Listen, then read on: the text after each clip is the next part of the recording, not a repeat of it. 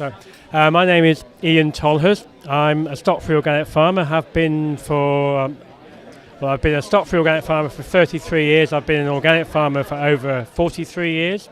I run a 20-acre farm in South Oxfordshire in England. We specialise in growing a whole range of vegetables and some fruit, and we haven't used any animal inputs on the farm at all for over 30 years. And we sell everything locally. Our entire production is sold within a 8-mile radius of the farm.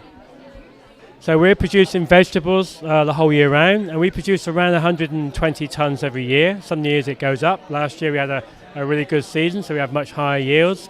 We also produce a range of fruits, which we sell during the summer, and we sell through a local box scheme. We have our own farm shop, and we supply a few other outlets as well. Well, a stock-free organic farm is a farm which excludes any animal input, so we don't use manure from animals, we don't use any slaughterhouse waste from animals, we don't have any animals hunted on the farm, we don't kill any animals on the farm. So it excludes all animal inputs. How can we stop the problems of pests and diseases in vegan organic farming? Well, pest and disease is an indication of a bad system. So we develop a system which is very dependent on biological diversity. So it's very strong on a range of different plants. We're really keen to develop soil microbes, fungi, bacteria. So we look really first at the soil, make sure the soil is really healthy.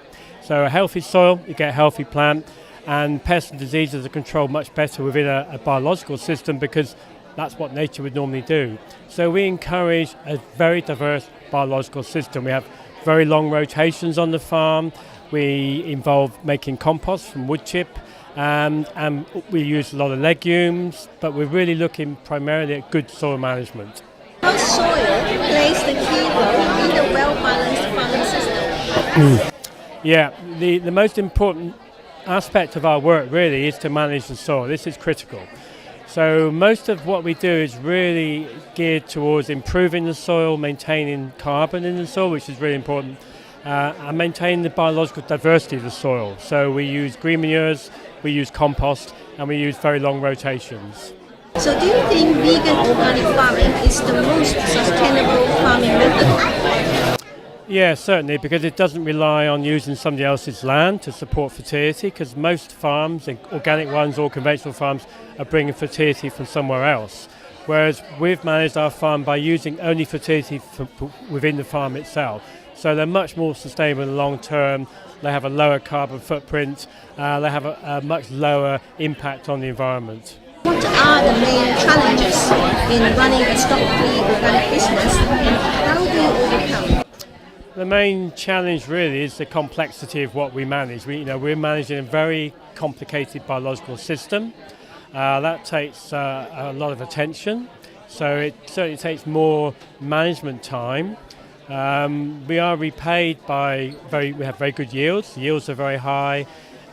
We have a system which is almost free of diseases, pests and weeds, so that makes it a little bit easier. But really it's down to the management. The management is the hardest factor of the farm. What motivated you into stock-free organic farming? It was the problems of trying to source what I consider to be clean, ethical manure. So manure which came from organic animals that were not kept indoors all the time, and animals that weren't treated with too many chemicals, and that was really difficult. We couldn't find material from that source, so we decided to do without it. So the motivation really was a practical one initially, but I was vegetarian at the time and later became vegan, so there became other considerations as well. But it really means that we're not using as much land as most farms would normally be dependent on other land to support their fertility. What is your advice for livestock farmers who are considering switching to organic vegetable farming? Well, the main advice would be to get advice, because it's a very difficult thing to do, because the farm would have to go through quite a big change. There's no technical reason why it can't be done, but there are economic considerations that have to be considered. And there are some practicalities of farm. If the farm's only had animals, it may not be used to growing crops. A lot of farmers with animals have never actually grown anything, so they would have to relearn how to deal with growing either arable crops or vegetable fruit crops. So they would have to go through a relearning process. So they would have to get advice initially. What support and services are currently available for people who are keen on stock-free vegan farming? There is no financial support at all. The only support would be from a very small number of practicing farmers such as myself who can offer some advice, but there's no national support system at all. Please explain about what is green manures, diverse rotations, wood chip compost, integration of agroforestry to the vegetable system.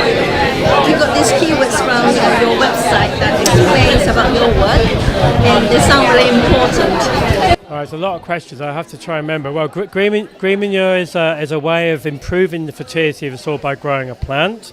They may be a legume plant, so they take nitrogen from the air, or maybe another plant, but it's really improving the soil through growing crops. Yeah, so diverse rotation is where we grow many different crops, many different families of crop. Within our rotation, we have a 7-year rotation, so we have 5 different families within a rotation. Within greenhouses, we have a rotation also, and the rotation is really important to reduce the problems of pests and diseases. Wood chip compost is something we've developed on our farm, which is using waste tree, which has been chopped up into very small pieces, and we're composting that, turning it into compost, and applying that to the soil to improve the biology and the fungal activity of the soil. So what we're doing with trees, we're bringing trees closer to horticulture, whereas horticulture generally doesn't have trees, which makes rather a barren environment. So we're bringing trees in to improve the biological activity within the environment. It also brings in a range of fungi and bacteria, which are important to the soil, gives shelter, allow places for birds to live, and also encourages a range of different insects. So it's part of a whole system approach to biodiversity.